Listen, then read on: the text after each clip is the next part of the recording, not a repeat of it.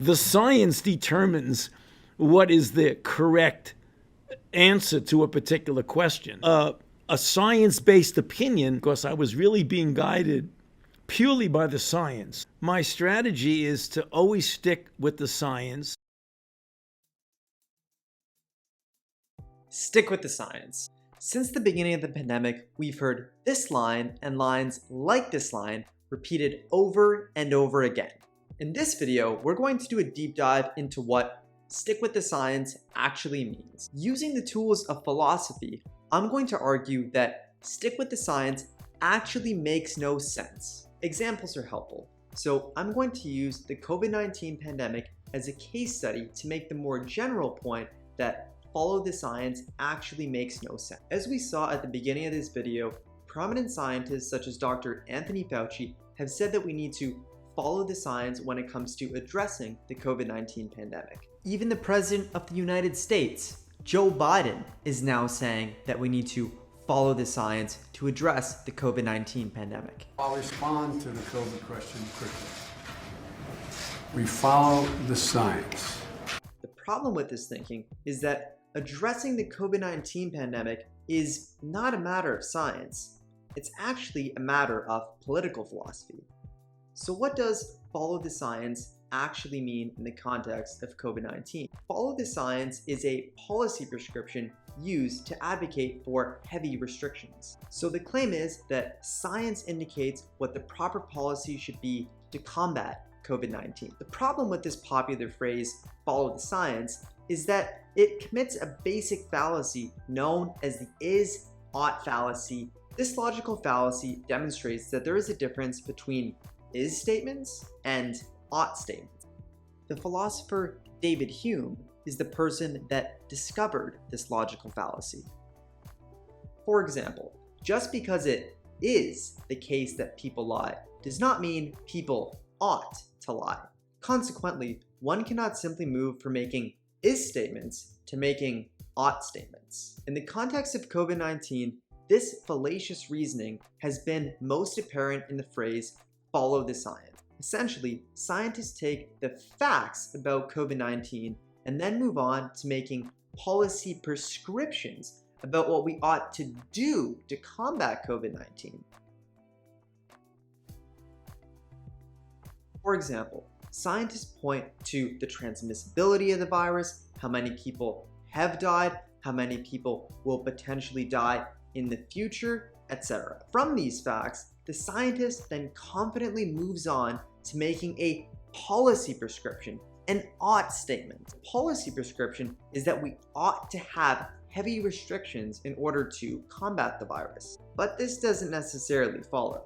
One could agree about the facts of the virus, but then reasonably come to a different conclusion about what we ought to do to combat the virus. For example, one might completely acknowledge the death rates that the virus leads to, but then come to a different conclusion regarding what we ought to do to combat the virus by saying something like individual freedom trumps the death rate. Others might use similar reasoning and say that mental health trumps the death rate, or that economic devastation trumps the death rate. In objection, one might say that saving lives is the most important.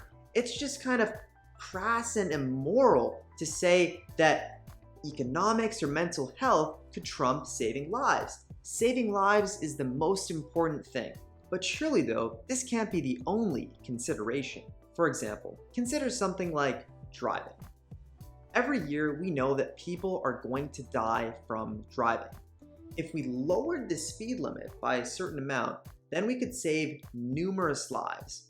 However, we take into account that some people are going to die when we drive, but we think that individual freedom and economics actually trumps the death rate in this case. We wouldn't say that we ought to heavily restrict the speed limit or even ban driving just in order to save lives. Or if you don't like that example, think of another example. Take swimming, for example. We know that a certain amount of people are going to die when they go swimming. However, we don't say that we ought to completely ban swimming just because we know a certain amount of people are going to die. That's because we think that the individual right to go swimming trumps the risk of dying from swimming. When it comes to COVID-19, the problem with the way the scientific community is portraying their policy prescription is that they are masking its being a policy prescription. Scientists want to make it seem like the science, the facts, just speak for itself. If someone then disagrees with the policy prescription made by the scientists, they are then accused of being irrational and not believing in science. However, it is the scientist that is being irrational. The scientist is being irrational by not being aware of the policy prescription they are making. Or the scientist is being disingenuous by masking the policy prescription under the guise of science.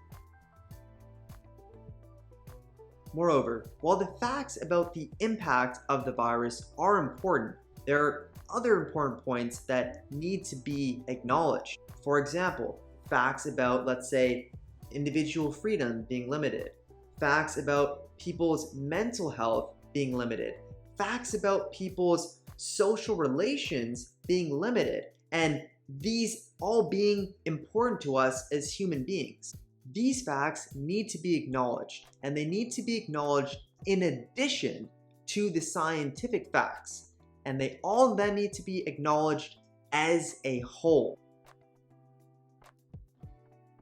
These facts must then be analyzed with the acknowledgement, with the fact that the one analyzing them is making value judgments.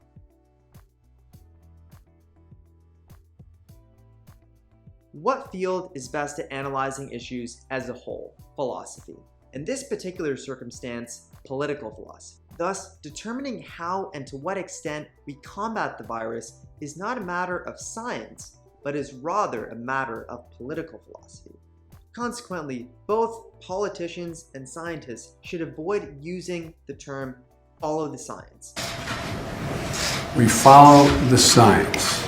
My strategy is to always stick with the science. It's divisive and it's also just inaccurate. Instead, we should argue for our positions, whether they be in favor of low, moderate, or heavy restrictions when it comes to COVID-19. And we should do this in a way that acknowledges that we are making value judgment. And we should do this on the grounds of what the relevant facts are. To be clear, this framework applies to any case where a scientist is claiming that we should just follow the science when it comes to the policy prescription they are making. It doesn't just have to apply to COVID-19, but COVID kind of gives a nice case study of this. When it comes to crafting policy, there's no such thing as following the science. We can and often should bring scientific evidence into account when crafting policy, but science can't automatically show us the best policy. Things just aren't that simple. In order to figure out the best policy, we have to ask deeper questions about values. And this is outside the domain of science. What are your thoughts on this? Let me know in the comments. Also, if you found this video thought-provoking, hit like and subscribe. And by the way, my name's Tejas Pandya. What I want to do for my YouTube channel, Idea Central, is to create a community where we can explore interesting, thought-provoking, big picture ideas together. Join in.